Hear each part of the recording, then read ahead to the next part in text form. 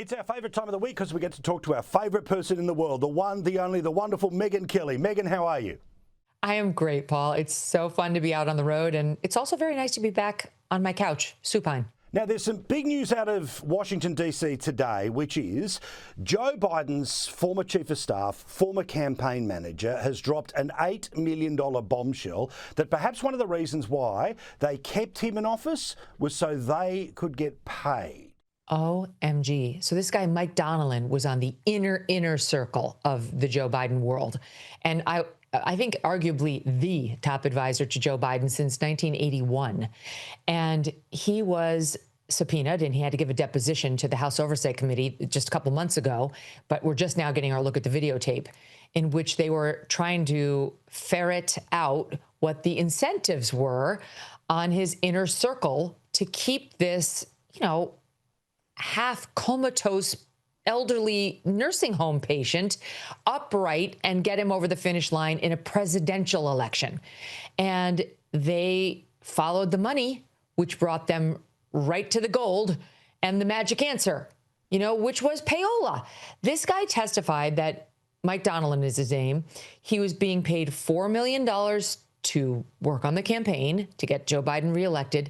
And he had a $4 million bonus waiting for him if Joe Biden won re-election. That's $8 million to get Joe Biden reelected, which is totally out of whack with what most Politico operatives would get. These politicos don't get $8 million. That's extraordinary money for what this guy was paid to do. And all of that would be a scandal standalone. But when you see the videotape of him hemming and hawing in an effort to avoid having to answer the question, it is so telling. He gets asked a very straightforward question. I mean, it's not a tough one at all. It's basically like, hey, is it true what we've heard? You were getting paid. I'm trying to find the exact question here, which I had. And he won't answer it. He is like deer in the headlights, trying to pretend he doesn't understand. Doesn't give an actual answer, tries to sort of do a runaround. Here it is. I've got it. The straightforward question was, just to be clear, would the amount of pay you receive for your role on the campaign, would that have changed depending on how far into the race President Biden made it? So clear. No one would take a minute, 20 seconds to sit there and try to figure out what the heck that meant or what the heck the answer would be. But he did, and finally managed to spit out, my sense is, in my view, the money was, it was a guarantee, the campaign, there was a negotiation. That's my memory. In my view, the money was,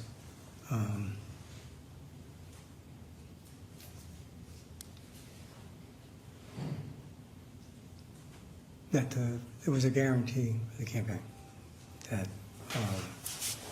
we'd had a negotiation, and that's my memory of the agreement. What? And they had to do multiple follow-ups to get him to just spit out the truth, which was he had another $4 million on the line if he could get Weekend at Bernie's over the finish line. And now, sitting here under oath, did not want to give it up, but was forced to. Yeah, it's that evasiveness that has pervaded the Biden White House, from lies about his health to the cheap fakes when videos could see that he wasn't up to it, let alone the economy is fine because this stat is better than your lived experience. But of course, all of that came to an end when he melted before our faces and then the media started to do their job. Yes, and then ever since, they've been playing the we're shocked game. Shocked. Couldn't believe it either. Well, we'd never seen anything like it. And of course, we all know that's lies. Which brings us to the Karine Jean-Pierre interview with the New Yorker, where she just got killed. I mean, her career is over as a result of this devastating interview she gave to what she thought was a friendly leftist reporter for the New Yorker. And, he got right to it too. Like, she tried I'd never seen anything like that debate. And he was like, other than what we all saw every day on the television, you mean? I mean, he didn't let her get away with it. For once, we had a leftist reporter not letting a lefty Paul type or representative get away with just flat out lies. But you're right that these people are not used to that, whether it's Mike Donilon in this sit down with the House Oversight Committee, Karine Jean-Pierre with the New Yorker, that crazy Katie Porter who's running for governor in California, you know, like, I'm done, I'm stopping, I'm calling it, right? Because she couldn't stand getting asked a couple of mildly tough follow-ups. The left is not used to left on left blood. You know, it's always the righties who have to deal with this. But in each of those circumstances, there was something unique. House Oversight's run by the Republicans, so he had to answer, and they were tough questions. Katie Porter was dealing with an open primary in which she's running against other Democrats, so that's when the media will do its job.